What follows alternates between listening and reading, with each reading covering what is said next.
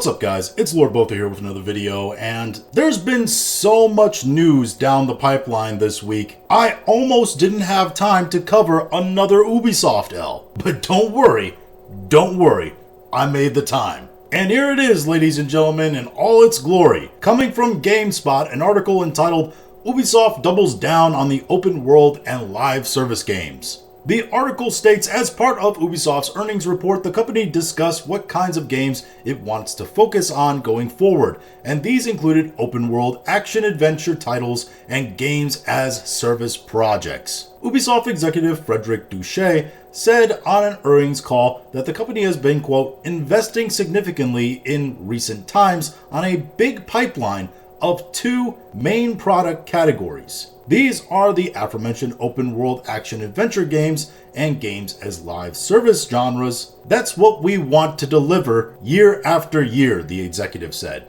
And it's just wild to me, man. Everybody is chasing the Fortnite dragon. Everybody wants to do live service and do seasons after seasons and sell the upgrades and the skin packs. And it's just another way the companies are trying to get you to buy microtransactions. Except now they don't have to, label them microtransactions. They can label them just season passes. It's just another way they're trying to not make sequels to games. They're just trying to make one game and then just keep updating it over and over again to minimize the amount of work they have to put on a project. And every time they do it, they lose money. And it's also wild to me that other companies that are losing money making terrible games can look at Ubisoft and see their failures as well and go like, you know what?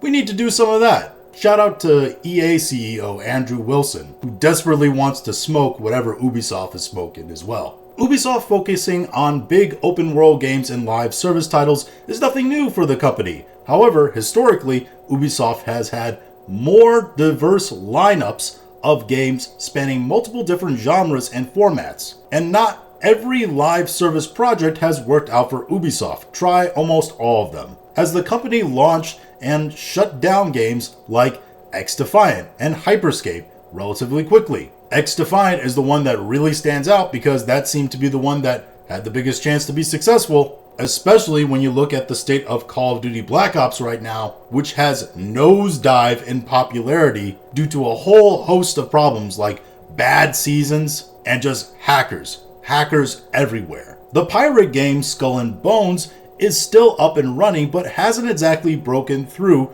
to become a hit. That is the softest way I have heard anybody describe the failure that is Skull and Bones. Look at these numbers. Look at it. 114 players right now, 126 players in a 24-hour peak. This game cost hundreds of millions of dollars to make and was touted as the first quadruple A game by Ubisoft. And it is an epic, monumental failure. And the only reason why they haven't shuttered it is pure vanity. Look at it. This thing has been an absolute failure at least all the way back to September. And it's not going to get any better ever, no matter what they do to it. It is a dead game. This thing is a Concord level failure, and they refuse to admit defeat on it. Meanwhile, while Ubisoft is coping on Skull and Bones, still keeping it up and running, despite the fact that it will never be successful, they also seem to be coping about Assassin's Creed Shadows. This comes to us from IGN.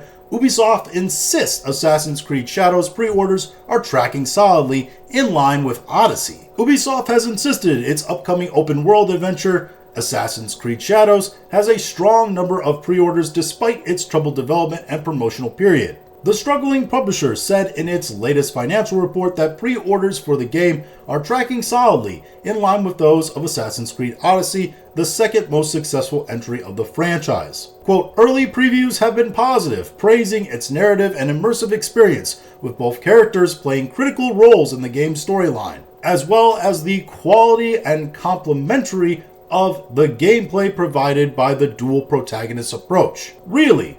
That's interesting because that's not what I've heard you reporting recently. Yves Guillemot would go on to say, quote, "I want to commend the incredible talent and dedication of the entire Assassin's Creed who worked tirelessly and blah, blah, blah, blah, blah." It's his typical, "Hey, you did a great job, guys. Everybody's such a family here. I love you guys. Now it's time for more layoffs." Now, to be honest, if Assassin's Creed Shadows does end up being even a mild success, or at least breaking even, I wouldn't be 100% shocked. It's a massive IP. It's giving what a lot of people wanted for a very long time, feudal Japan, even though they've gotten a lot of the details about feudal Japan wrong, and we're not even going to address the whole Yasuke thing. But a lot of people do not spend time online and going in depth about video games like this one. And Assassin's Creed, let's be honest, has become a franchise for the normies. And I wouldn't be surprised that a lot of normies will see, oh, a new very big Assassin's Creed game came out. And this time it's taking place in feudal Japan. I want to play in feudal Japan. I want to wear the samurai armor and be a ninja. I don't really care that the samurai is black or that the ninja is a woman. I just want to play the new Assassin's Creed game in feudal Japan. And there might be a ton of people like that, at least enough for this game to break even. So I still, again, wouldn't be shocked if this game did okay, even despite all the negative press it's gotten. But will it be enough to actually save Ubisoft? That is very doubtful, because the financial reports from Ubisoft is yikes. This comes to us from ADLV entitled "Ubisoft Sales Down Nearly 50%.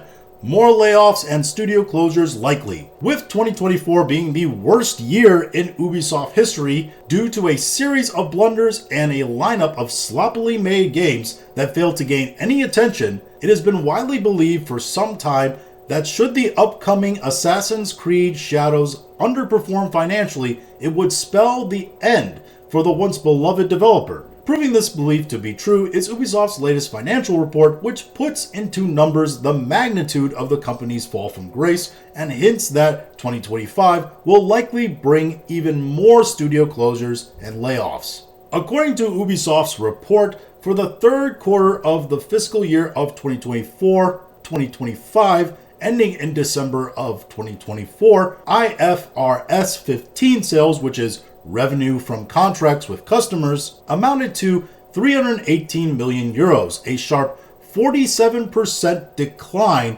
compared to the same period last year. For the first 9 months of financial year 2025, IFRS 15 sales totaled 990 million, down 31% from the same time frame in financial year 2024. Ubisoft's net bookings took an even bigger hit, reaching 301.8 million in quarter 3 of 2024-2025, a whopping 51.8% year-on-year decline for the first 9 months of 2024-2025. Total net bookings stood at 944 million, down 34.8%. So what do all those numbers even mean? It means that Ubisoft is not in a financial state that they can afford Assassin's Creed Shadows to not do something that is absolutely astronomical in terms of sales. As the article goes on to state, the most interesting part of this is that the company, quote, expects bookings of around 1.9 billion in this fiscal year, considering they only accumulated 944 million in the first 9 months. That expectation definitely seems like wishful thinking. Basically, Ubisoft has made 944 million euros in this current fiscal year. Their expected bookings, meaning the money that they expect to make this fiscal year, is 1.9 billion. They've only made the 0.9 of that 1.9 billion. Assassin's Creed Shadows is the only game we know specifically is coming out this year that would fall in those numbers. So the question becomes, do you really think Assassin's Creed Shadows is going to make $1 billion?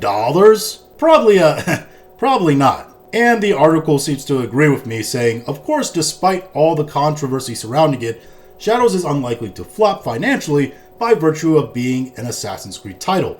But it ranking in 1 billion sure seems hard to imagine right now. And all of this, as the article also states, strongly suggests that even more studios will be eliminated and more employees will be terminated this year. The point of all this is that Ubisoft is financially screwed. They have one major game that we know is coming out this year that is not going to make the sales targets they need to make their expected net bookings, the amount of money they're going to need to make this year. They're continuing to fund failed projects, and their ideas for the future are to have more of the same stuff that's failing. At this point, I don't see a scenario, I don't see a future in which Ubisoft is going to be around for the next, year, 2 years, let alone 10 years. But those are just my thoughts on all this. If you have your own thoughts, go ahead and leave them in the comments. If you like this video, go ahead and like, share, and subscribe. If you didn't like this video, appreciate you watching all of it, and we'll talk to you again later.